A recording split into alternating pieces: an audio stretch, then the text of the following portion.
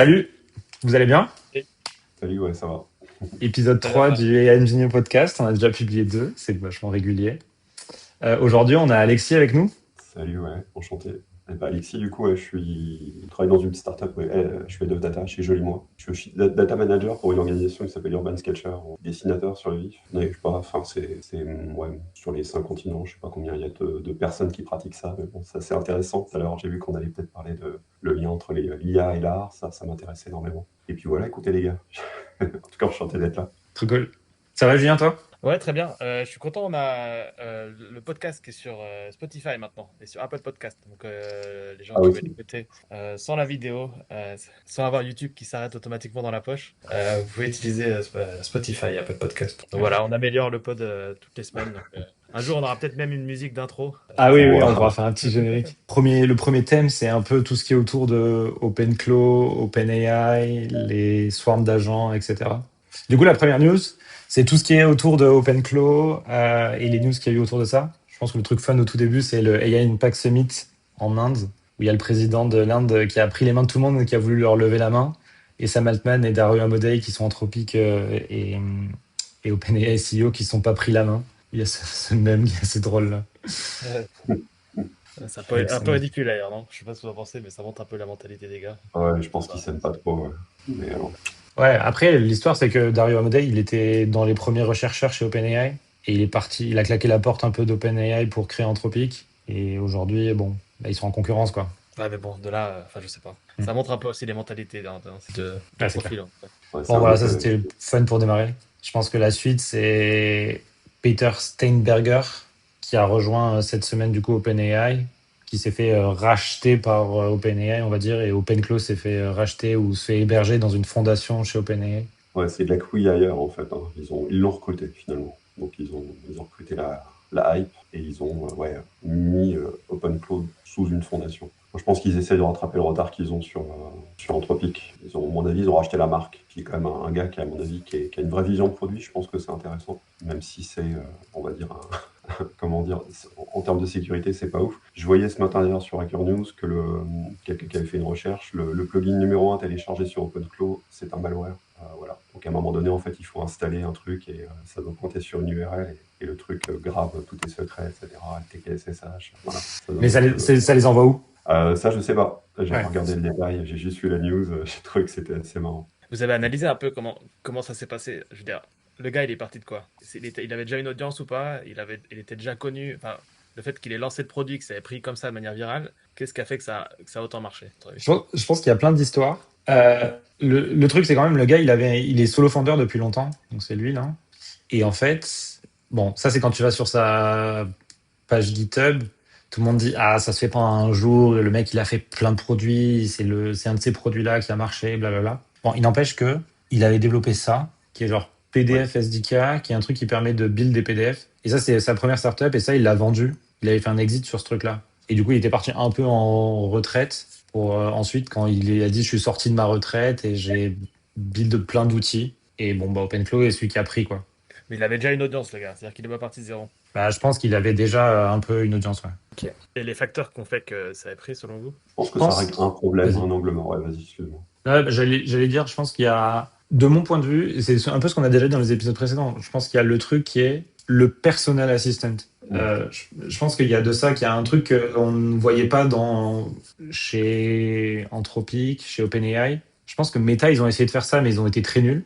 Genre sur leur bot dans WhatsApp. Ils auraient pu build OpenClaw, en fait, depuis WhatsApp, ils auraient pu réussir à le faire derrière. Ouais. Et je pense que c'est ce qui a pris aussi sur OpenClaw, c'est que c'est ouvert. T'as un truc geek où tu peux le build toi-même, tu vois le truc qui se build automatiquement et c'est autour des agences et dans la hype. Et le fait que tu puisses y interagir depuis tes messageries perso. Ouais, j'ai l'impression que c'est ça, non? Surtout, d'avoir Telegram, d'avoir ton bot, d'avoir ton cloud code dans Telegram, en gros, qui est ultra Ouais, bien. ouais, je pense que c'est l'idée. Ouais. Bon, pour moi, il y avait aussi une histoire d'image. Je pense que tout le monde le sentait, ce truc-là. Mais étant donné que c'est quand même un truc, ouais, en termes de sécurité, je trouve que ça reste un problème qui n'est pas encore totalement réglé. Ouais. Et je pense qu'en fait, bah, c'est bien que ce soit un mec, tu vois, un random qui s'en occupe, entre guillemets, si c'est la bonne vision. Mais Ouais. parce que même je voyais Cloudflare a balancé des templates, là, par exemple, pour pouvoir déployer ça dans des lambda Cloudflare. Là. Ouais, ce truc-là, c'est ouf. Ouais. Bah, il est passé rapidement de 7000 200 à 000, un truc comme ça. Ouais. 37 000 en En un 2 mois. jours, et après de 40 000 à 200 000 en un mois. En un mois, Un peu moins d'un mois. 20 jours. La courbe s'infléchit. Hein. Ouais. Ouais. Mais moi, ouais, même sur l'histoire là, de Cloudflare, en fait, personne n'assume le fait que ça soit quand même un truc qui soit potentiellement non sécure, etc. Ça reste, je pense, le problème numéro 1 à régler. C'est ça le truc de Cloudflare?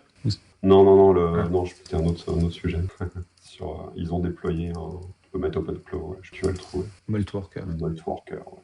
Mais à la fin, c'est marqué, attention, c'est pas sécure, c'est un truc de recherche. Ouais. Faites ça, vous risquez péril. Ceinture bretelle. Ça c'est assez intéressant parce que, bon, dans le contexte de l'entreprise, là je le vois, il y a tout le monde qui est quand même un peu flippé de bah ça peut faire n'importe quoi, ça peut se connecter à la donnée, ça peut leaker, whatever. Bon, on va dire dans le contexte de l'entreprise. Mais là, sur OpenClaw, c'est le personnel agent et t'acceptes de mettre un tout petit peu plus de limites, même si tu dis, OK, ça va tourner dans le sandbox, je vais faire tourner sur une VM, je vais faire ci, je vais faire ça. À la fin, à un moment, tu veux le connecter à tes systèmes, tu vois. Parce que sinon, ça n'a pas d'intérêt. T'as envie de le connecter à ton email, t'as envie de le connecter à ton GitHub, t'as envie de le connecter à un système perso, parce que sinon, il a aucun intérêt quand personnel agent. Donc, au bout d'un moment, tu baisses juste ta garde et t'acceptes le truc, quoi. Bah, comme Claude Code, vous travaillez encore sur le mode YOLO de Claude Code et Codex? Moi, j'aime bien le plan, donc ouais, je travaille beaucoup avec. Non, je suis pas en mode YOLO. Hein. Non, Ouais, je fais pas le vélo. Et du coup, ça me fait rebondir avec ça. Mais vas-y, Julien, c'est un truc. Non, moi je les ai enlevés, mais sur une VM. Donc j'ai isolé. C'est le seul compromis que j'ai trouvé. Ouais. Il y a Anthropic qui a sorti cet article hier, qui est l'autonomie des agents en pratique.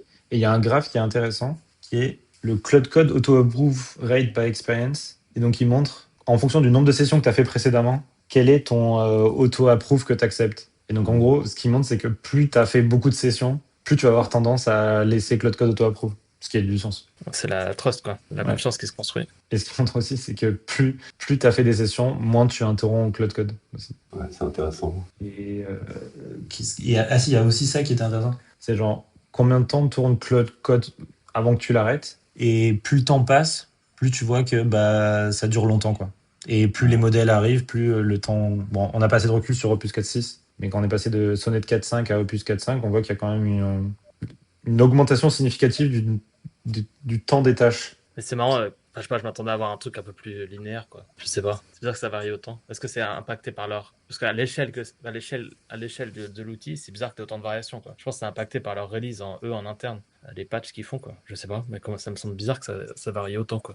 Mais c'est assez linéaire, là, non? Enfin, comment ça? Bah, genre, entre le 1er janvier et le 1er février, tu perds 20%. Ah, ici, tu veux dire? Ouais, même après, là, tu vois, entre... Ouais, là.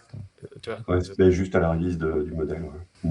Ouais, là, c'est peut-être des features où ils ont fait des trucs où ils ont pété un truc et les gens ont moins de trust. Ou juste un effet release du modèle, et du coup, à chaque fois qu'ils release un new modèle, les gens sont pas contents. Ouais. Je pense que ces graphes, ils montrent à quel point, pourquoi est-ce qu'ils veulent pas que les gens utilisent Cloud Code hors de Cloud Code. Ouais. Parce qu'ils ont toutes les données avec ça, quoi. Ouais. Après, pour moi, c'est aussi un enjeu de rentabilité. Enfin, on est un peu comme Apple, quand tu vas pas séparer le hardware du software. Bah, ils sont dans cette même logique-là, quoi. Aujourd'hui, comme je crois que ça fait quoi? Ça fait 2,5 milliard, là, 1 milliard sur les revenus d'Anthropic. C'est 2,5 milliards, je pense, les souscriptions. Ouais. J'ai eu aussi 4% des commits sur GitHub en public, fait par Cloud Code. Je sais pas ce que ça donne si tu mettais le privé. Et il prévoit 20% fin d'année. C'est ce qu'on appelle c'est un bon produit, quoi. Tu vois, pour un truc aussi jeune. Ouais, et ça, hier, c'était les 1 an de Cloud Code. C'est ouf de se dire qu'en un an, ils ont reach 2,5 milliards. Ouais, c'est long. Et moi, j'ai une question, les équipes en général, comment est-ce qu'elles gèrent les abonnements Cloud Code? C'est un par personne, c'est au niveau de l'entreprise, c'est des bundles ou c'est des accounts qui sont partagés? Comment est-ce que ça fonctionne? Alors, tu as une offre entreprise, Tu as une offre entreprise Anthropic. Et après, du coup, tu as la partie enterprise qui... c'est pas Cloud Code, en fait. Tu as la partie cloud. Et dedans, d'ailleurs, je crois, via la marketplace AWS. Et après, du coup, tu prends des bundles C'est des bundles de 5 places, je crois, puis après tu peux les prendre de manière itérative, enfin tu peux en ajouter autant que tu veux. Et dedans, Cloud Code a des bundles dedans, avec pareil des limites en termes de tokens, etc. La même logique que ce que tu as quand tu le prends tout seul. Ok. Et après, sur la partie Enterprise, bah, tu as des features au niveau Enterprise. Tu peux rajouter des guardrails, tu peux créer un peu comme des GPTs partagés, etc. Enfin, une base de Je connexion. pense que tu as aussi le truc en entreprise, tu peux, je crois, créer des environnements, forcer les gens Ouais. qui peuvent pas le lancer en local, que ça tourne dans un environnement remote, etc. Je pense. Et tout ça. Est-ce que vous voyez des gens non tech qui commencent à récupérer des abonnements comme ça à travers l'entreprise? Et c'est-à-dire, Entre- Des gens qui savent pas coder, qui commencent à aller dans le terminal, qui ouvrent juste Cloud Code, puis qui commencent à faire des choses comme ça. Bah, moi, de mon côté, en tout cas, non. Mais je pense que, à part si tu pars du principe que Cowork, c'est pas Cloud Code. ouais, moi ce que je vois, c'est par Ouais. exemple Claire, elle fait pas mal de trucs, mais elle l'utilise via Cloud Desktop / Cowork. Ouais, voilà, c'est sûr. Ouais. Ok. Donc avec une T'as un UI. onglet, t'as un onglet code ouais, dans Cloud Cowork. Ouais.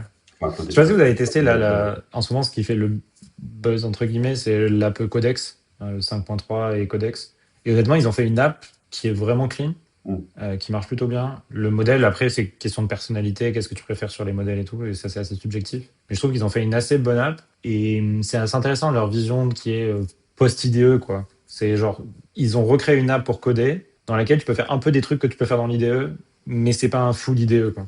Est-ce que Moi, ça j'ai bien aimé aussi l'interface, ouais, elle est assez intéressante en tout cas. C'est assez nouveau en tout cas parce que c'est un truc qui ressemble à rien. Donc, enfin, rien de connu. Je sais pas si tu l'as vu toi, Julien. Parce que j'ai Non, vu que j'ai la pas dernière fois testé. tu t'intéressais aux interfaces. J'ai pas eu le temps de finir la Ouais, dernière exactement. épisode, mais ouais. En gros, je m'intéressais aux interfaces dans le sens où. Mais je pense que c'est une erreur d'ailleurs, parce que les interfaces, elles vont mourir. Moi, je pense qu'elles Et, vont mourir. Ouais.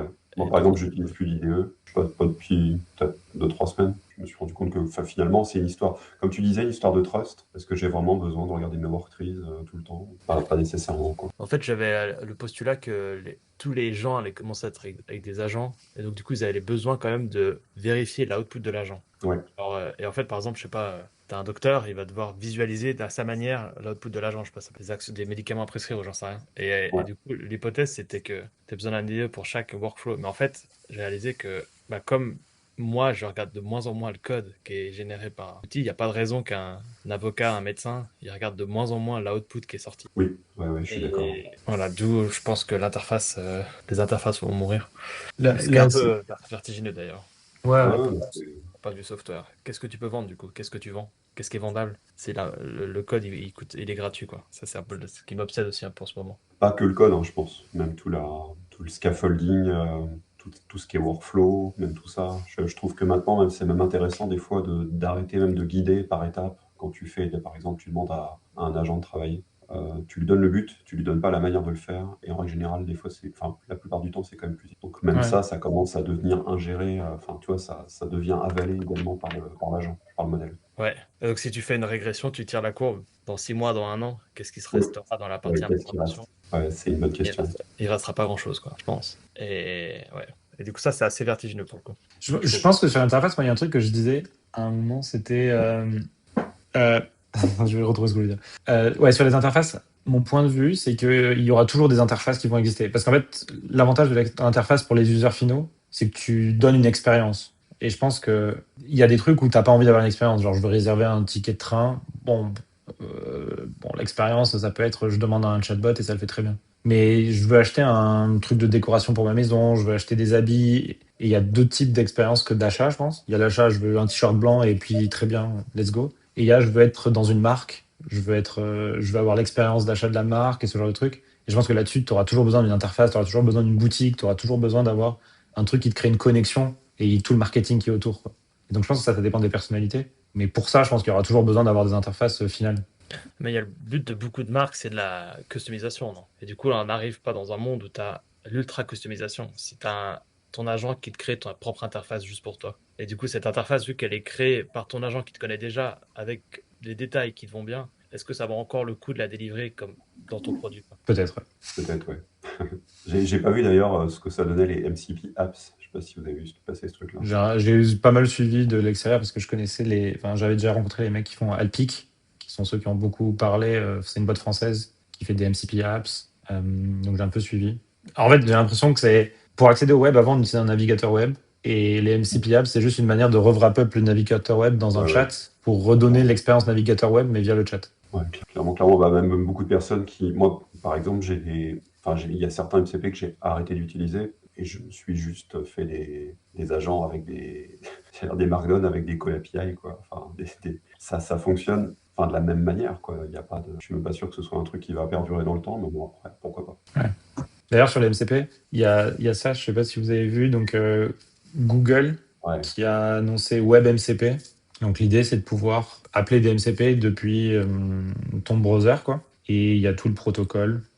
Et il y a une autre boîte qui a drafté le truc à côté. Donc je sais pas trop ce que ça va donner. Parce qu'il y a quand même des sujets, il y a toujours eu des sujets de sécurité par rapport à l'HTML et l'accès à ton poste pour pouvoir faire des choses. Donc ça casse un peu les choses. Ça casse un peu toute la barrière qu'on mettait entre le browser et le poste des gens, quoi. et c'est quoi, du coup, les usages? J'ai vu passer ce truc-là et pas mal de personnes qui disaient que c'était un peu le truc de ouf, mais j'ai pas creusé, en fait. Qu'est-ce que ça permettrait comme use case enfin, tu parles plutôt d'un aspect sécurité ou? Bah bon, là, tu vois, ils disent, tu peux l'utiliser pour Customer Support, e-commerce, travel. Donc, user pourrait plus facilement récupérer quel flight ils veulent. Et je sais pas où est-ce que tu Donc ça permettrait de branches ça. contrôler finalement ton web browser comme un MCP, faire des actions à partir de ton agent de manière plus simple, peut-être ça. Ouais. En fait, c'est comme si tu enlevais ton front et tu parlais directement avec le back du. Exactement, ouais, je pense que c'est l'idée. Et du coup, ça kill aussi tous les trucs de scrapping. Ouais, et c'est ça. Ouais. Oui, complètement. Du coup, on peut basculer sur l'histoire du Markdown Cloudflare que j'ai vu de Ouais. côté. Ça, c'est assez intéressant. Bon, là, il y avait l'annonce qui était un peu plus marketing. Je pense que, ouais, ils plaident un peu pour leur paroisse, que vu le volume. Oh, ouais, c'est peut-être pas celui-là. Enfin, peu importe. Ouais, voilà, celui-là. Et donc, l'idée, c'est que tu as quand tu descends, je crois qu'ils introduisent un nouveau header. euh, Text Markdown. Ouais, Text Markdown, ouais. Et dedans, tu as même des flags hein, qui te permettent de. Ouais, AI Train Yes, tu vois, Search Yes, AI Input Yes, etc. C'est-à-dire que tu vas même pouvoir balancer du contexte. Et en gros, eux ce qu'ils voient, c'est que je pense que, premièrement, c'est que bah, vaut mieux servir un Markdown. Donc en gros, ça convertit le HTML en Markdown. Et comme en fait, bah, vu le trafic qui est servi par Cloudflare, vous imaginez bien que eux, ça les intéresse parce que forcément, balancer du HTML qui est juste du code, on va dire, qui ne sert à rien, ils vont juste le compresser et ils t'envoient juste le Markdown. Et du coup, bah, pour les agents, c'est plus simple de naviguer là-dedans que de scraper du HTML, etc. Donc, il y a pour moi, il y a un problème de tuyaux, c'est-à-dire que ça permet de réduire les tuyaux et de construire donc un nouveau web, en fait, un web qui est dédié pour les agents. Je pense que, je sais plus, j'avais vu le trafic, et c'était genre énorme, hein, genre 40% du trafic mondial qui était déjà, on va dire, non humain, entre guillemets. Je sais pas si c'était que des agents. Ouais. J'imagine qu'il y a beaucoup de scrappers, etc. Et je pense que ça ne va faire qu'augmenter. Et ça marche avec n'importe quelle page. Comme ça. Ouais, c'est ça qui est Ça- ouf, ouais. Alors, je pense qu'il faut quand même que tu sois sur Cloudflare et que ton Ouais. DNS soit proxifié par Cloudflare. C'est stylé. Mais c'est assez stylé, ouais. Ça me fait penser à, il y a deux choses. Il y a, par exemple, sur nous, pour la doc, on utilise Mintify. Et Mintify, il te donne déjà un truc qui est, tu peux copier ta page en Markdown. Alors, je crois que si tu fais genre LLM, il y a une URL, je sais plus laquelle c'est, où tu peux récupérer le lien de ta page directement en Ah, yes. Bah, attends, Ah oui, c'est ça. Markdown. US Markdown. Ok. Et après, tu peux naviguer sur toutes tes pages de doc. Et pareil, celle-là, je peux la voir en Markdown. Donc, tu as un lien où tu as toutes les pages déjà de ta doc en Markdown. Hmm. Donc ça existait déjà un peu sur la doc. Et ça me fait penser à un autre truc que j'ai vu cette semaine. C'est Anna Archive, je sais pas si vous connaissez. Non. Donc Anna Archive, c'est un truc qui scrape Internet et qui garde des archives d'Internet, en gros.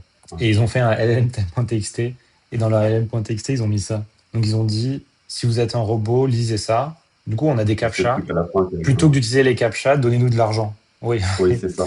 Si vous avez accès à une méthode de paiement et que vous êtes capable de persuader un humain, considérez faire une donation. Cette donnée évitera d'utiliser les captchas. Comme ça, vous pouvez directement utiliser l'API, etc. Ça, c'est très rigolo. Tu sais, c'est comme les gars qui mettent des instructions LLM dans leur CV. Ouais, sur LinkedIn. Ouais, sur LinkedIn. Je trouve ça cool. Ensuite, cas parti. Je l'ai pas lu, je sais pas si. Non, en fait, il disait que. Bah, ça revient exactement à ce qu'on disait juste avant. C'est que lui, en gros, il avait je sais plus, un device qui aurait donné, je sais plus ce que c'est, le battement cardiaque. Ou quoi. Et en gros, il a vibe codé un front qui lui fait son propre dashboard. Mais le problème, c'est qu'il a galéré, il a dû se connecter à l'application, etc. Et du coup, à la fin, il finit en disant, voilà, il est surpris par le nombre d'applications qui fournissent toujours une interface, alors qu'en fait, il devrait juste fournir la data. Et donc, du coup, ce qui fait que les applications, le software, ça devient juste des capteurs. Et en gros, après, donc ton agent personnel capte la donnée et te fait ton dashboard perso à la demande. Et puis c'est vrai que quand tu regardes, je sais pas si vous avez déjà testé, mais j'ai essayé avec un ami qui il disait à son travail, il faisait des dashboards tableaux. J'ai dit, bah attends, on va essayer. Je lui dis, voilà, fais le dashboard, il m'a décrit ce qu'il faisait au travail, et puis ça nous a sorti un truc incroyable. Beaucoup mieux que n'importe quel dashboard, en fait. Et donc voilà, donc c'était un peu le post, un peu autour de ça. Ok. Sur les data. Ces tweets sont toujours très intéressants parce que il y a de la matière. Personnel, j'aime bien. D'ailleurs, son YouTube est super intéressant. Enfin, si vous êtes déjà allé voir, il fait des deep dives des fois de plusieurs heures. À l'époque des démarrages des LLM, c'est rafraîchissant à regarder. Récemment, il était assez content parce qu'il a recodé, enfin, il a réussi à recompacter genre les premiers GPT en genre 270 lignes de Python, un truc comme ça. Et il dit, je pense que je suis arrivé à la version la plus compacte possible de qu'est-ce qu'un GPT. Rigolo. Et quelqu'un qui répondait à son poste, genre, ça devrait être encadré dans un musée Ah de oui. l'histoire de l'informatique. Bah, ouais, je sais pas si à un moment donné on va en parler, mais ouais, tiens, ouais. Donc j'ai écouté le podcast Lenny là, avec Boris Tcherny et ouais, il faisait des parallèles avec la presse de Gutenberg. Ouais. C'était assez intéressant. Ah oui. Il disait qu'en 1400, il y avait des archives qui avaient été retrouvées d'un bouquin qui existe, c'est un vieux truc, hein, et en fait ils interviewaient dans ce bouquin-là, limite, enfin, un peu en mode interview de l'époque, tu vois, un scribe pour dire alors vous en pensez quoi? Vous en pensez quoi? Ça va vous foutre au chômage, etc. Et donc ouais, il faisait le parallèle hein, du changement et de l'impact que ça a eu sur le monde. C'était assez intéressant. J'avais pas noté grand-chose de plus, mais ouais, il y avait. Ouais, bon bah lui il le dit de toute façon, hein, tout son code est écrit par Claude Code. Il a noté des stats intéressantes, je sais pas où vous en êtes, parce que j'avais fait à peu près le même exercice hier. Il push à peu près entre 10 et 30 PR par jour. C'est intéressant, même juste pour le track record. Moi j'ai vu, Ouais. j'en fais 10 fois plus. Par contre, Tu fais je 300 pense paires que la par jour? moitié. Non, moi pas autant de PR, mais je pense que j'en fais. J'ai regardé, je crois que depuis le début de l'année, j'ai fait 400 commits. Mais par contre, je pense que la moitié, c'est sur Cloud Code. Enfin, pour améliorer le cloud, tu vois, les markdowns de Cloud Code, le workflow. C'est une grosse partie de mon boulot, je sais pas pour vous, mais c'est optimiser le workflow. Et ça, il en parlait pas, mais je pense que lui, il passe beaucoup de temps à améliorer juste Cloud Code, un autre sujet. Bah, c'est son métier, non? C'est son job. Bah oui, c'est ça. Ouais. Et Après, je crois que c'est justement le gars de OpenClaw qui disait, au fait, tu peux rapidement enfin, tomber dans une boucle d'optimisation de ton outil pour créer l'outil. Et oui, du coup, tu peux facilement aussi être perdu dans ça. Et du coup, être complètement détaché en fait, le but final, c'est de produire voilà, c'est de faire ton travail, quoi. Et de exactement. produire un outil. Et donc, du coup, tout ce qui est justement les swarms d'agents, etc., tu peux facilement te perdre là-dedans pour au final, pas forcément énormément de valeur ajoutée par rapport à ce que tu dois livrer à la fin. Ouais. Et qu'est-ce qu'il racontait qui était intéressant? Ah oui, la latent demand, ça c'était intéressant. C'est qu'en fait, bon, c'est un truc qu'on a tous vu, c'est le point numéro 4. Ils se sont rendus compte en fait qu'en interne chez Anthropic, bah, c'est ce que tu disais, les non-technical. Alors chez eux, tout le monde est technical, hein. Tout le monde sait coder en gros, même le CFO il code. Mais ils se sont rendus compte que les gens faisaient autre chose avec. Et ils ont une espèce de Slack interne où les gens posent des questions, etc. Et ils sont très challengeants. Et mais ça peut être n'importe quoi, genre le mec qui gérait sa compta, enfin tu vois, des trucs,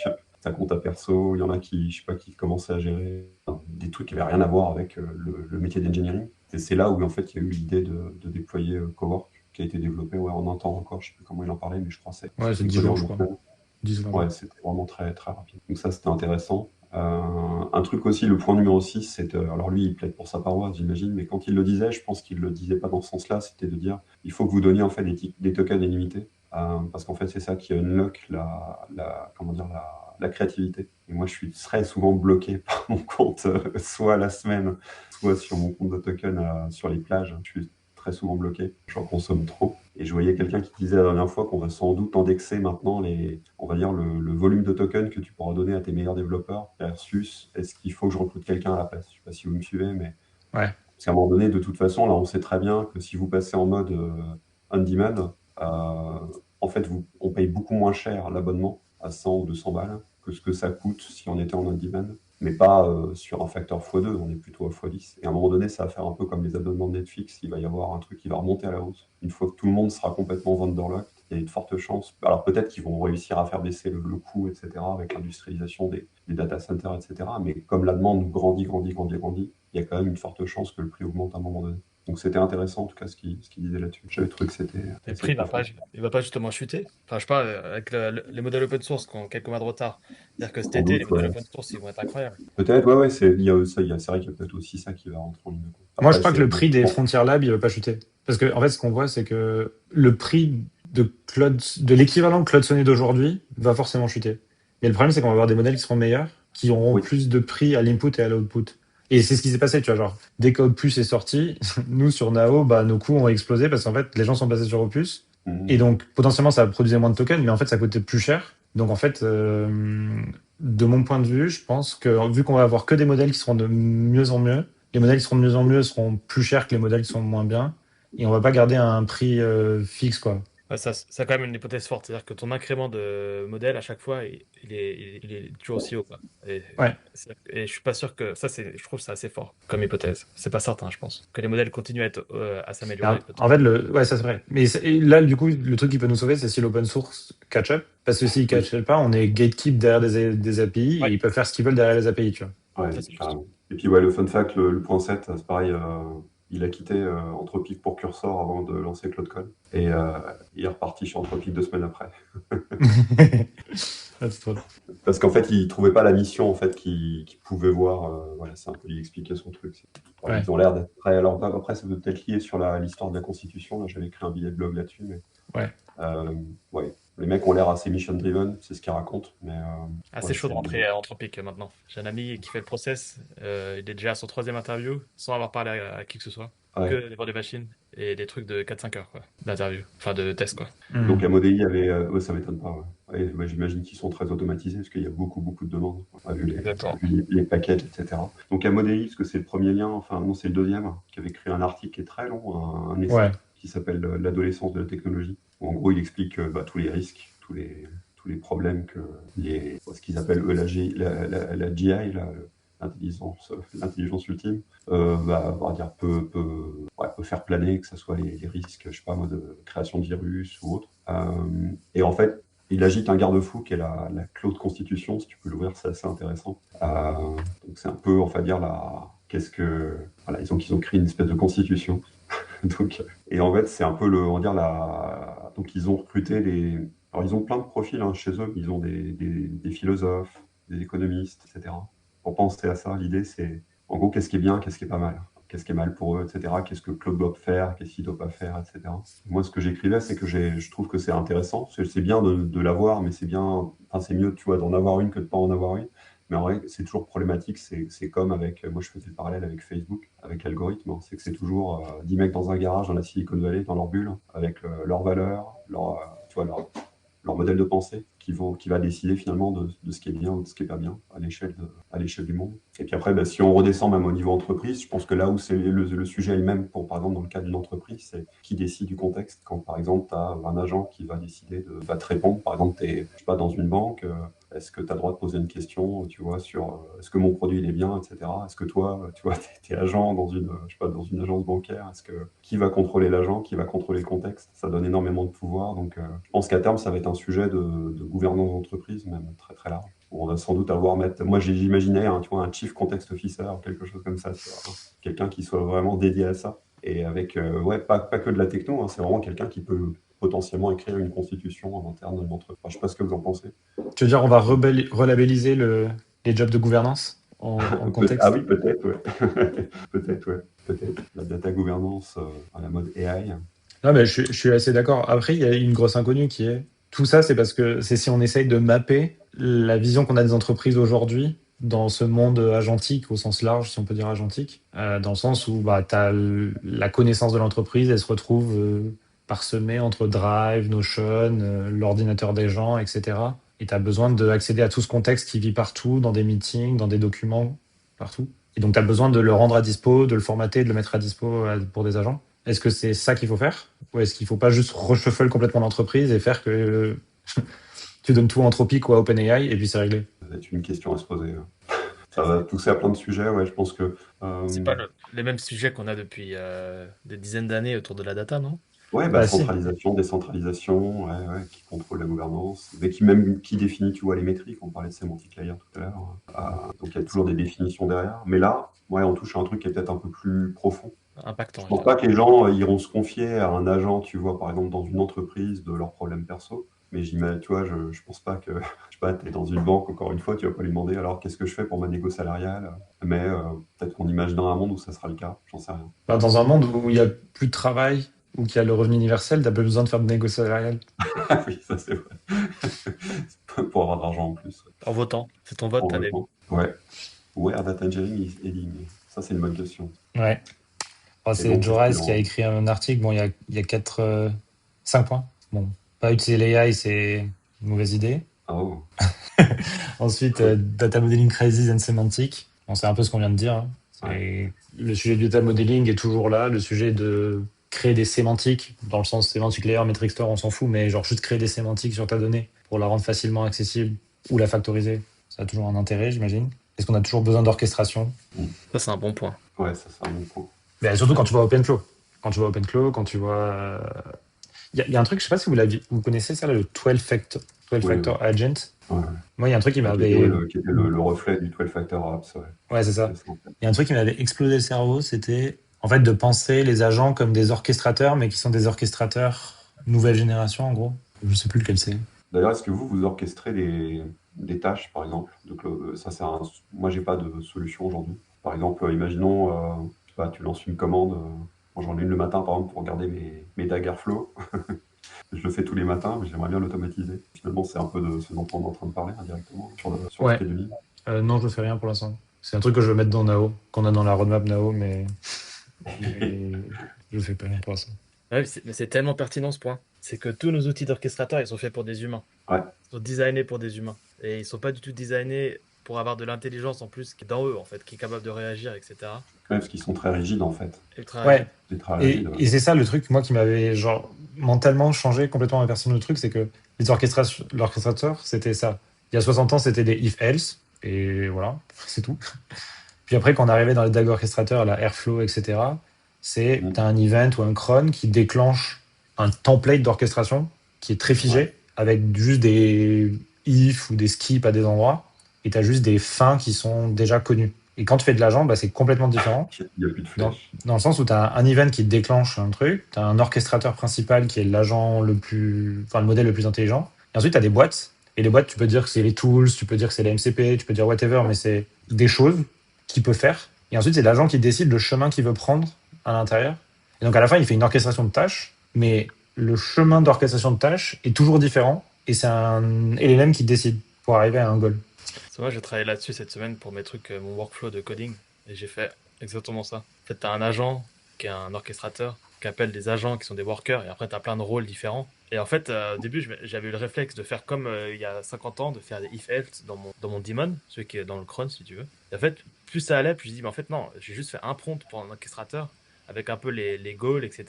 Et après, c'est lui qui se débrouille à orchestrer tous les sous-agents. Et en fait, c'est tellement plus intelligent, plus flexible. Et t'arrives, enfin, bah, du coup, c'est 10 fois mieux. Et en fait, ça, c'est pour mon petit cas d'usage de coding, mais en fait, pour tous les DAG de data engineering, ça devrait être exactement la même chose, quoi. L'ingestion fail, ok, bah, je change mon schéma ou des choses comme ça. Mm. Et ouais, c'est ultra pertinent comme point. Ultra C'est pertinent. ce que racontait Boris Tcherny, hein, sur le fait qu'il n'y a plus besoin de lui donner une liste de tâches, en fait. Il a déjà avalé les scaffolding humains, en fait, il est assez malin pour dire, bon, bah, il y a ça qui se passe, effectivement, bah, faut que j'aille modifier mon modèle. Et du coup, cron is the new airflow, non, c'est ça? Bah ouais, c'est pas loin, ouais. C'est pas loin. Ouais. Par exemple, Bah, en un fait, truc dans les faits, quand tu que regardes, vous c'est faites, mais, N8N. Pardon. de quoi? Vas-y, vas-y, vas-y. Ah non, mais ouais, N8N, ouais, et non, moi j'ai réfléchi, on a quelques DAG N8N, même du mec, c'est hyper rigide, ça casse tout le temps, Exactement. c'est vraiment pas, enfin, c'est pas fun à faire, hein, même avec un MCP. C'est pas Ouais. Ascode. Ah ouais, mais ouais, à C'est ça, voir. t'as juste besoin d'un daemon. T'as juste besoin d'un daemon. C'est un peu ça. Ouais. Comme Gastown, là, le workflow d'orchestration de Yegi, bah, c'est ça en fait. Il a un daemon qui ping les LLM de manière régulière. Bah, on peut parler de ma petite expérimentation d'hier, si vous voulez. Ouais, vas-y. parce que c'était le même. Alors Ouais, c'était Gaston, ça. C'est ça. j'avais essayé, j'ai trouvé ça intéressant. Alors juste pour moi, j'avais jamais fait vraiment beaucoup de swarm d'agents. J'avais testé comme tout le monde des loops avec comment ça s'appelle, Half-Wigan au départ là, ouais. Mais c'est très rigide Ouais. et du coup je m'étais plutôt, enfin je l'utilisais par exemple pour les reviews. Les reviews, on utilise beaucoup le GitHub Workflow là, le reviewer Ouais. d'Anthropic là de Claude. Ouais. Et Qui en fait, coûte au méga départ, cher. l'idée, c'était de dire, j'en avais marre, en fait, de faire des copier-coller, des feedbacks qui sont à chaque fois très pertinents, des trucs que j'arrivais pas à checker. Et comme je regarde de moins en moins le code et plus, finalement, l'output, entre guillemets, c'est ce que tu disais tout à l'heure, ce qui à l'intérieur, en fait, m'intéresse pas trop. Je m'étais dit, bon, on va louper dessus. Et ça marchait pas mal pendant un certain temps. Après, on a fait un peu de codex et tout en local aussi. Mais par contre, pour des sujets un peu plus complexes, j'avais essayé Gaston et j'avais trouvé que ça portait bien son nom. C'était vraiment l'usine à gaz pour le coup. Ah ouais, C'était ouais. vraiment Ah, trop mais c'est un compliqué à délire. cette heure. C'est un Et délire. j'avais lâché l'affaire. J'avais passé un samedi entier. Non, c'est trop Mais je compétent. trouvais le pattern intéressant. Et j'avais vu une interview du mec sur YouTube et qui expliquait en fait que lui, il allait un peu voir tous les gros acteurs, je sais pas d'où le mec qui vient, mais enfin bref. Il allait voir les Anthropic et OpenAI et il essaie de leur vendre l'idée parce qu'il dit c'est exactement ce qu'il faut faire. Exactement ce qu'il faut. Et donc là, il y a le nouveau flag qui a été lancé par Anthropic là, qui permet de faire de l'agent swarm. Et donc hier, j'ai essayé. Donc nous, on a une commande qu'on utilise beaucoup parce qu'on parle beaucoup de faire du code en mode complètement totalement automatisé, c'est-à-dire d'arrêter de faire du code. Nous, on fait la même chose sur des analyses de données. On en fait beaucoup, beaucoup comme ça. C'est très intéressant. Donc, on a des agents qui font du fact-checking de données, on a des trucs comme ça, etc. Et on fait beaucoup on va dire, d'itérations, mais avec le métier. Donc, quand je dis une analyse de données, c'est des fois des markdown, enfin, des fichiers Notion qui sont assez longs. On teste une hypothèse, etc. Et souvent, ce qu'on fait, c'est qu'on le lance, on fait un peu de prompt engineering, avec quelques différences sur, par exemple, plusieurs sessions Cloud Code. 1, 2, 3, avec différentes hypothèses, etc.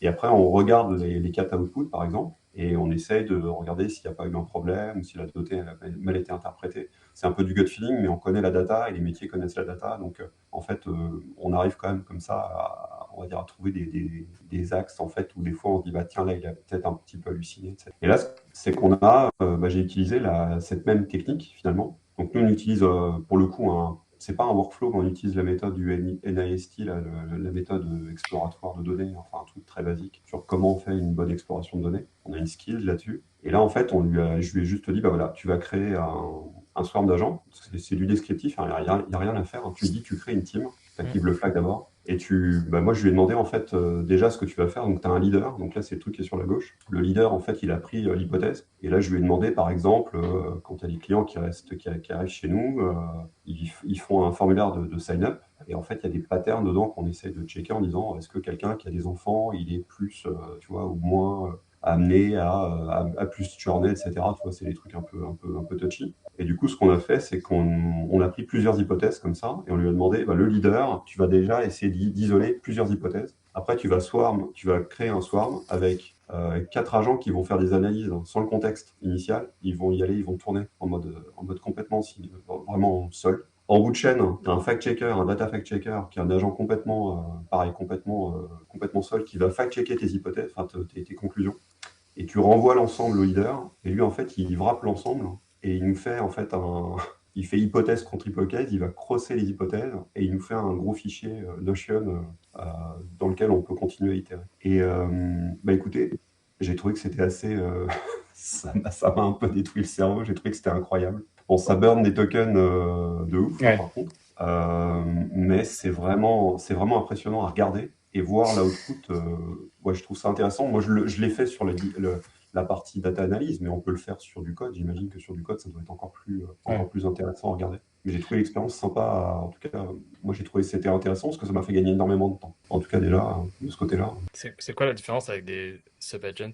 En fait, là, là, il en fait. Ouais, c'est une bonne question. Je pense qu'il y a pas vraiment beaucoup de différence sur les sub-agents là par rapport à Là, ce que tu vois, ce c'est juste que tu dire vois tout à l'heure. l'output des sub-agents exploser, quoi. Ouais, en fait, là, ce qui était intéressant, c'est qu'il les a chaînés, il les a isolés, mais sinon, c'est le même principe, complètement. Ah, tu vois D'ailleurs, le TUI, tu vois le chat de chaque sous-agent. tu vois le chat, ouais, tu peux Ok. interagir avec eux parce ils peuvent même passer en mode plan, etc. Tu peux interagir avec eux s'il y a des questions à poser. Ah, intéressant, trop Ça bien. fait des sessions Claude en fait isolées, tu vois, sur la droite, là, tu les vois, là, toi, il y a une analyse d'intensité transactionnelle, il y en a une, c'est, tu vois, expectation analytic gap analysis, etc., etc. Et C'était question, assez rigolo. l'output, du coup, tu as dit que c'était un Notion? Bah moi, c'est parce que en fait, quand on a une slash commande qui à la fin produit toujours une Notion. Ouais. Mais du coup, le Notion, t'as eu envie de le lire ou pas? Ouais, j'ai lu, ouais. Tu l'as lu, ok. Ouais. Alors je lis beaucoup plus qu'avant, c'est ça qui est Ouais. particulier. Je produis moins de SQL. Alors il y a le SQL d'ailleurs à la fin, parce qu'on l'a bien élevé. À la fin, on lui a demandé toujours de mettre le SQL. Ouais. Donc il y a des trucs d'ailleurs des fois où il utilise les mauvaises informations, mais là tu vois hier c'était vraiment assez probant. Il utilisait bien la semantic layer, il est bien allé chercher les trucs au bon endroit. Le data warehouse a bien été utilisé, il a bien suivi les règles. Donc c'était un crash test assez intéressant. Je sais pas si je le refais tous les jours, mais peut-être en fin de journée pour quand j'ai des tokens qui restent, quand j'ai plus rien à faire, le lancer comme sur des pistes, ça peut être intéressant. Trop stylé. J'ai toujours trouvé la fin de journée où t'as le cerveau qui est cramé, de lancer des trucs en mode j'ai plus envie d'y penser, j'ai plus l'énergie de revoir le plan. En Ouais. général, ça finit le lendemain matin, je fais oh non. En général, le let it go le soir, faut que ce soit vraiment isolé, quoi. C'est ce que j'ai remarqué. Mais ouais, j'ai un problème avec ça, hein. Je pense qu'on a beaucoup de problèmes. C'est cette image de la slot machine. En fait, tu peux jamais t'arrêter. Ouais. Et, heureusement d'ailleurs que les tokens ont une fin, parce que bon, des fois, je pense que je resterai trop longtemps encore à bosser. Bah, c'est ça le point qu'il avait là dans son interview. Faut donner illimité de tokens, c'est pour que les gens travaillent de manière illimitée, non? Bah, il y a peut-être un peu de ça. Mais en tout cas, moi, j'ai l'impression de jouer à un jeu vidéo, donc c'est ludique en fait. Moi, personnellement, je trouve m'amuse beaucoup plus avant que maintenant qu'avant par rapport à. Par exemple, faire du code, ça m'intéresse pas des masses. C'est pas un truc que j'ai jamais aimé, donc j'aime bien, mais c'est pas vraiment ce qui m'intéresse. Ce qui m'intéresse, c'est plutôt résoudre les problèmes, tu vois, métier, craquer un truc, ça m'intéresse plus. Mais bon, chacun voit midi et sa porte. Mais je Après, trouve que ouais, je suis très fatigué fin de journée. Je sais pas pour vous, mais des fois, pas la pareil. même fatigue qu'avant. Et je fais beaucoup de siestes. Et du coup, c'est pas un peu. Enfin, moi, je trouve. Ok, c'est trop bien, on peut faire trop de trucs et tout. Mais après, quand tu te dis que tout le monde a accès à la même intelligence, Ouais, c'est pas un peu flippant aussi? Dans le sens où tu te dis, ouais, ok, enfin, quand tu regardes toi, ta situation micro, c'est trop cool, tu fais des progrès, etc. Puis après, tu te relèves, tu te dis, ah ouais, mais il y a des millions de personnes des milliards de personnes sur la planète qui ont exactement accès au même outil. Qu'est-ce qui ouais. fait que. Et La surtout qu'on différence entre les deux. privatise aussi un peu cette connaissance. Ça, c'est un truc que je me suis dit, c'est qu'avant, quand il y avait Stack Overflow, ou les blogs où tu partageais les trucs, c'était un peu en open. Et donc, en fait, toute cette connaissance de quand j'avais un bug, quand j'avais un problème, je le cherchais sur Internet et c'était build en open. Maintenant, avec les agents, tu privatises et tu gatekeep tout ce truc-là parce qu'en fait, quand tu résous un bug, ça part dans les données d'entraînement d'Anthropic, ça part dans les données d'entraînement d'OpenAI et on n'y a plus accès en tant que société globale, quoi. Ouais, Bah, d'où l'intérêt, tu vois, le problème de la Constitution, quoi. Mm. On ouais, met le faut que. parallèle, un mec qui est en Arabie Saoudite aujourd'hui, il utilise Anthropic, les valeurs sont pas les mêmes, tu vois. Enfin, en plus de faire partir le truc, je pense qu'il y a plusieurs problèmes. Il y a des problèmes éthiques, il y a des problèmes effectivement de captation de cette connaissance, comme tu dis, il réentraîne un modèle là-dessus. Puis il va y avoir les destructions de boulot derrière, enfin de jobs Ouais, derrière. ouais, En Vous y réalité, croyez? je pense Non, qu'on ça voit va beaucoup générer plus plus. loin. Vous y croyez au discours qui dit qu'il y aura plus de jobs de créer? je pense Dur à pas. dire. Je pense qu'il Je va y avoir pense pas, hein. il va y avoir des jobs créés dans tout ce qui est pas informatique, enfin dans tout ce qui est pas lié à un ordinateur. Genre juste ce qui est dans un ordinateur, j'ai du mal à voir comment on peut faire plus que ce qu'on fait déjà maintenant. Ouais. Est-ce qu'il y aura moins de jobs du coup? Par la tech, oui, tu vas. Moi, je Vous prends avez vu mon ce... cas, nous, on est plus en contraction économique, Ouais. donc on réduit la taille, le volume de la team globalement. À une époque, j'avais une équipe de 6 personnes, on est 2 maintenant. Et on n'a jamais autant shippé. Parce qu'en fait, on code plus. On est concentré sur l'essentiel, tu vois. J'ai l'impression que ce que moi je suis en train de vivre, beaucoup de boîtes vont le vivre. Mais après, il y a des boîtes qui ne font pas comme ça. Tu vois, je discutais avec un ancien collègue qui est dans le luxe. Ils sont encore en train de dire non, pas d'agent. On est encore là pour la beauté du craft, etc. Mais ça va tenir combien de temps, quoi? Ouais, ça, 5-6 ans, c'est fini. 5-10 ans Bah, peut-être. quand ça sera un avantage concurrentiel que les autres auront et que eux n'auront pas, même si c'est une marque de luxe très reconnue, je pense que Et la messe sera vite, hein. Est-ce que du coup, vous êtes passé de 6 à 2? Est-ce que, à ton avis, vous pouvez passer de 2 à 0 d'ici un an? Est-ce que C'est ton CEO possible, peut ouais. tout faire ou pas? C'est quoi C'est ton feeling par possible. rapport à ça? Bah, aujourd'hui, il y a quand même de la friction. Moi, je pense que c'est. J'avais écrit un truc là-dessus. Je pense qu'aujourd'hui, bah, c'était avant-hier. Ouais, pour moi, le plan devient le produit, quoi. Ouais. Le produit, c'est plus le code, ce que tu planifies. Ouais, c'est ce que disait Julien, c'est les specs, quoi. Ouais, c'est les specs. Mais même les specs, en fait, aujourd'hui, il n'y a plus de specs. Ouais, mais Et ça en dépend fait, ce que t'as tu appelles plus besoin de spec. le faire. Tu fais un Enfin, prototype. Aujourd'hui, tu vas ouais. dans Lovable et tu craftes ton truc. Mais prototype, c'est une spec. C'est Le juste une spec prototype, as c'est une spec. visual. Je suis d'accord. Ouais. Je suis d'accord. Ouais. Est-ce qu'ils vont être Donc, meilleurs que nous à faire des specs peut-être? Enfin, ils vont être, on va comme si c'était personnifié, mais est-ce bah, que ça, c'est c'est. une bonne question. Et ben, je pense que c'est là où, tu vois, ouais, le gars, là, le Lazare, là, le mec, là, le professional veille codeur que j'ai vu, là, de Lovable, son interview était super intéressante, encore sur le même podcast, là, Lynn, où en gros, lui, il part du principe que les soft skills, en fait, vont prendre le dessus. Et il serait pas étonné que en fait, il y a une espèce de revival, en tout cas, d'un intérêt, tu sais, de toutes les compétences qui peuvent être liées à je sais pas, un goût artistique, tu vois, par exemple. C'est ce genre de compétences, tu vois, qu'on disait, je sais pas moi, de mon temps, quand j'étais jeune, c'était soit, moi je voulais faire de l'art, tu vois, je voulais aller, ou j'étais bon, j'aimais bien tu vois, bidouiller les ordinateurs. Mais en gros, on m'a dit, bah, écoute, t'es bon en maths, donc va faire une école d'ingénieur. Parce que ça rapporte de l'argent. Je pense que si j'avais suivi mon cœur, je serais parti de l'autre côté. Mais maintenant, je pense que le goût, tu vois, la curiosité, l'empathie, tu vois, tous ces trucs-là que l'agent ne peut pas régénérer, et encore même ça, il faudra peut-être le challenger dans quelques temps. Je pense que c'est quelque chose qui va avoir de plus en plus de valeur. Et ouais, tu vois, l'inventivité, l'abnégation, j'en sais rien, tous ces trucs en fait qu'on ne peut jamais juger, tu vois, autrement que quand tu travailles avec quelqu'un. Sur les specs, là, cette semaine avec Claire, on a fait une semaine où on a essayé de planifier ce qu'on voulait dans Nao sur l'agent. Et du coup, on a beaucoup posé, on a fait beaucoup sur papier des choses et tout. Et une fois qu'on était un peu aligné sur les trucs qu'on avait envie de faire, on recordait nos sessions où on parlait et on laissait l'agent transcribe et ensuite, à partir de ce qu'on avait parlé, essayer de le mettre dans des issues et spécifier les choses, quoi. Franchement, c'est bien, mais il fait des trucs qui servent à rien. Et franchement, quand il nous écrivait les issues à la fin, on enlevait, je pense, 40% des trucs qu'il écrivait parce qu'il écrivait des trucs qui servaient à rien. Soit il n'avait pas compris, soit il inférait des choses qui n'étaient pas intéressantes, et en fait, du coup, il capture pas. Je trouve qu'il y a un truc qui est horrible, c'est vu qu'il écrit plein de choses, il capture pas vraiment le seul truc qui est essentiel, ou il est pas très fort sur être synthétique. Et du coup, tu vires beaucoup de lignes qui servent à rien, quoi. Est-ce que c'est l'intention qu'il n'arrivait pas à capter, ou est-ce que c'est parce qu'il y a toujours le sous-jacent, tu vois, il n'est pas dans ta tête. Hein, Non, l'intention, il y a des trucs d'intention, il captait bien. C'est plutôt, il a tendance à rajouter des trucs qui servent à rien. Enfin, des trucs tu veux pas mettre dans l'aspect, tu vois. Genre dire dans l'aspect you have to be careful about race conditions. Bon, je m'en fous que ça soit écrit dans l'aspect. Enfin, genre. Tout le monde s'en fout des race conditions. C'est bien connu. Je sais pas, toi, ton avis, Julien, là-dessus, sur les specs ou sur le. Moi, je pense que ce que tu décrivais, Christophe, c'est assez intéressant dans le sens où tu es dans le monde physique et puis après, on transcrit les specs dans le monde digital, puis après, ça se fait tout seul en gros. Et probablement ça va franchir ce gap où on va pouvoir interagir dans le monde physique avec déjà un agent qui va déjà nous aider à faire les specs. Dans le sens, là, j'ai un whiteboard derrière moi et probablement, ce qui sera intéressant, ça c'est Benoît Papo qui m'en a parlé, un projet qui fait ça, c'est d'avoir une sorte de projections dessus où je peux interagir avec l'IA déjà là. Et en fait, ça me fait plein de potes parce que plein de portes, ça permet déjà de raffiner l'intention déjà dans le monde physique, vérifier qu'il a bien compris, avoir des questions, discuter avec lui comme ça. Et surtout, ça ouvre le développement informatique à n'importe qui. Et en fait, tu peux imaginer, je sais pas, un boulanger prendre un whiteboard, dessiner l'application qu'il veut, et en fait, l'agent qui lit le whiteboard et qui déjà a fait les specs, etc.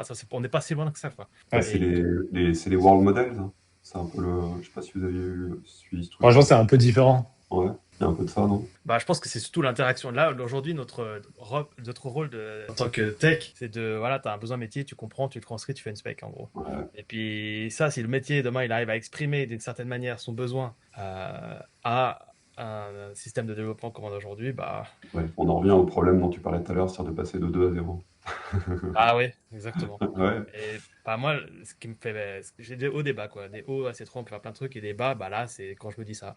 Le bas, c'est à quoi je vais servir demain, quoi. Et je pense que, en tant que développeur, si on se demande à quoi je vais servir demain, c'est-à-dire que derrière, il y a plein de gens qui vont se poser la question aussi d'ici quelques mois. Je pense que c'est déjà le cas. Hein. Je sais plus, j'ai vu un truc, mais c'était les designers en ce moment, je pense que c'est un peu compliqué. Ouais, quand tu vois Figma, quand tu vois la courbe de Figma. Ouais, Figma, ouais. Je pensais à ça directement. Et puis même les rôles de management, hein. Je pense qu'il y a beaucoup de rôles qui se fusionnent. Moi, j'ai jamais été à travailler sur d'autres périmètres métiers. Avant, c'était très segmenté, mais nous, maintenant qu'on est plus petit, c'était différent. Mais je sais pas, je regarde mes yeux partout en fait. Enfin, je mets mes yeux partout. Je pense que à terme, tu auras deux gros types de rôles, plutôt des builders, tu vois, des gens qui construisent des solutions à des problèmes, et puis des gens qui sont plutôt spécialisés, tu vois, pour peut-être, tu vois, hacker la croissance, etc. Puis ça se limitera à ça, quoi. Demain, tu pourrais imaginer que ton CEO, il code une appli juste en promptant, et puis il pousse une feature en prod, et puis voilà, quoi. Là, j'aimerais bien discuter avec toi si tu as déjà réfléchi IA fois cross art, mais probablement on peut regarder ça pour plus tard. Je pense Ouais, pour une autre session. Ça m'intéresserait énormément. Et alors surtout que oui, je parlais au départ Urban Sketchers, c'est des sujets qui sont très intéressants. Et j'avais écrit un billet de blog moi sur le passage à la photographie qui était très intéressant. C'était plutôt sur tout ce qui était backslash, tu sais, sur la manière dont les gens le percevaient. Et on a beaucoup de débats là-dessus. Parce que nous, on fait beaucoup de dessins sur le vif. Urban sketching, c'est ça. Ouais. Dans la rue. Et Et t'as des gens en fait qui mixent ça avec de l'IA, etc. C'est très mal vu, mais ouais, on va en reparler. Ouais.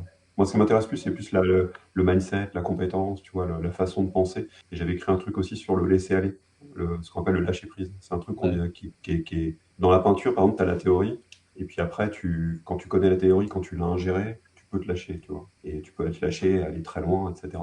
Et je trouve que c'est quelque chose qu'on est en train de vivre, moi que je vis de plus en plus avec le code, parce qu'en fait, tu laisses aller. Ouais, c'est Ne clair. plus regarder le code qui est produit, c'est du lâcher prise. Et il y a des gens qui ont beaucoup de mal à le faire, et je pense que c'est normal, parce que c'est, comme tu dis, qu'est-ce que je ferai demain?